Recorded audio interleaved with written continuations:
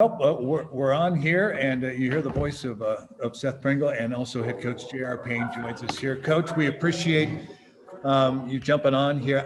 Tough finish, and I can name 3 right off the top of my head. Some tough finishes for you guys in the contest. Another close one. Talk about the finish of this one for you guys.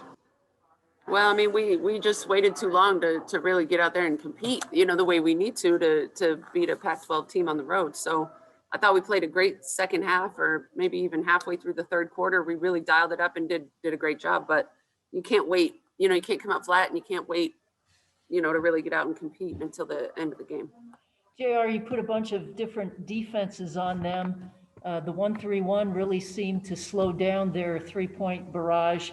Talk a little bit about the decisions to go with a mix of defenses. Yeah, well, I mean, that was T's decision. I think they had worked on, you know, some different zone defenses and just trying to disrupt, you know, sort of their comfortability from the 3-point line, just force them into different looks from the 3-point line, because they shot the ball so well in the first half. And I thought our defense did a really nice job of being able to do some different things, you know, and disrupt that flow a little bit. We talked about resilience. Clearly, in the fourth period, you got to within 4 several times, and then all of a sudden they get 5 straight points to put it to 9.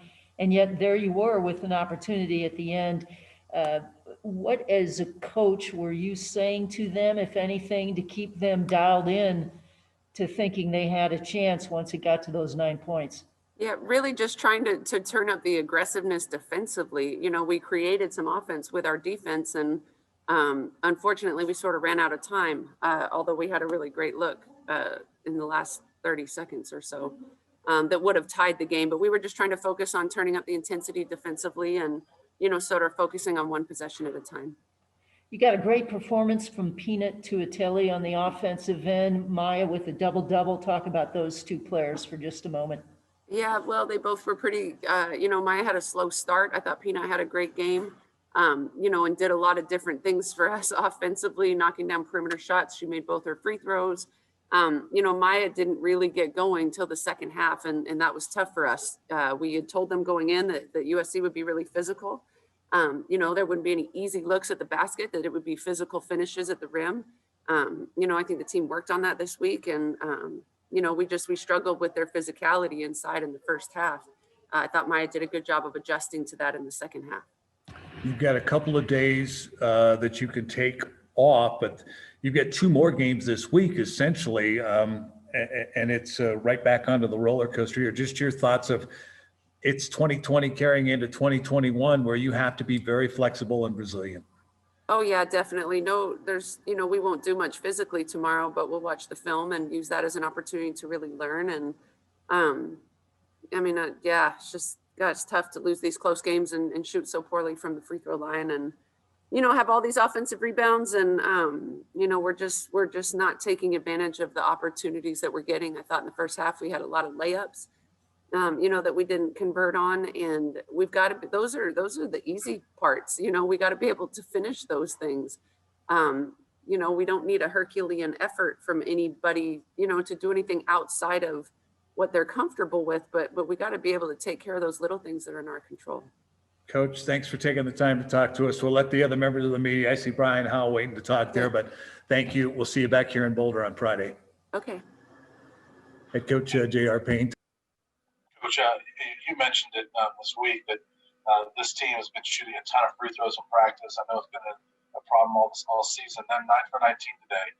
How frustrating is this for you? That this team Unbelievably, you know, I mean, to have number 7 on your home court, to miss 11 free throws and lose by 3, to be on the road against a very good USC team who's right behind you in the standings, you know, to miss 10 free throws and lose by 4. You want to know what's frustrating? That's extremely frustrating.